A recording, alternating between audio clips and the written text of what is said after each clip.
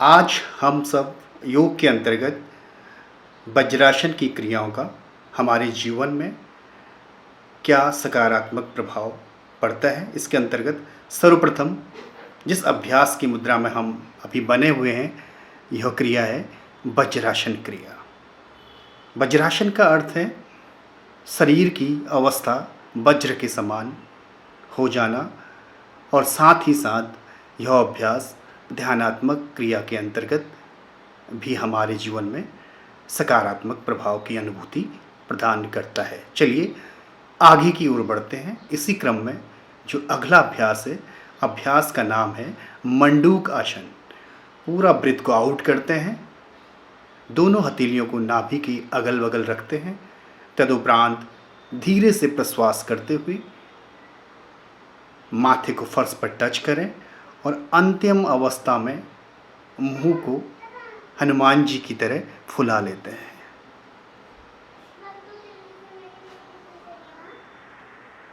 तदुपरांत धीरे धीरे लंबी गहरी सांस भरते हुए अपने स्थान पर वापस आते हैं। चेहरे में प्रसन्नता का भाव बना रहे। चलिए अगली जो अवस्था करनी है, अभ्यास का नाम है शशांक आसन। बिल्कुल लंबा गहरा सांस भरते हैं और ब्रीथ आउट करते हुए धीरे से नीचे झुकाएं। थोड़ी देर अपनी क्षमता अनुसार पूरा ध्यान चेहरे की ओर बना करके रखें और धीरे धीरे सांस भरते हुए अपने स्थान पर वापस आएंगे।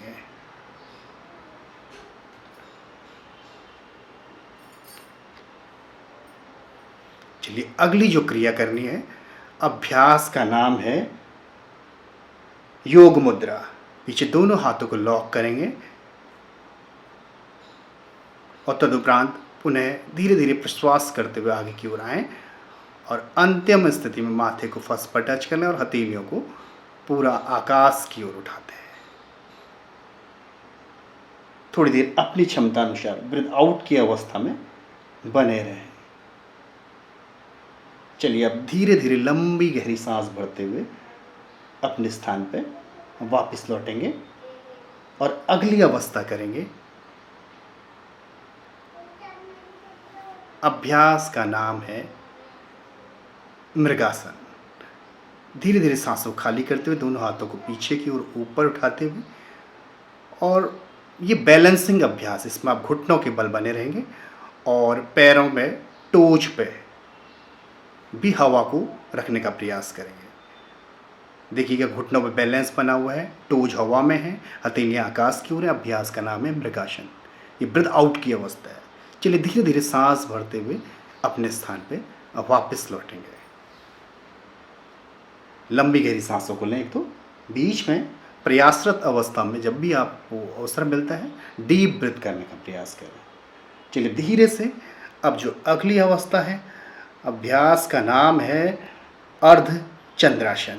अपने स्थान पे घुटनों के बल खड़े हो जाएं, दोनों हाथों की हथेलियों को बिल्कुल नाभि पर रखेंगे और लंबा गहरा सांस भरते हुए बिल्कुल पीछे की ओर जाएंगे।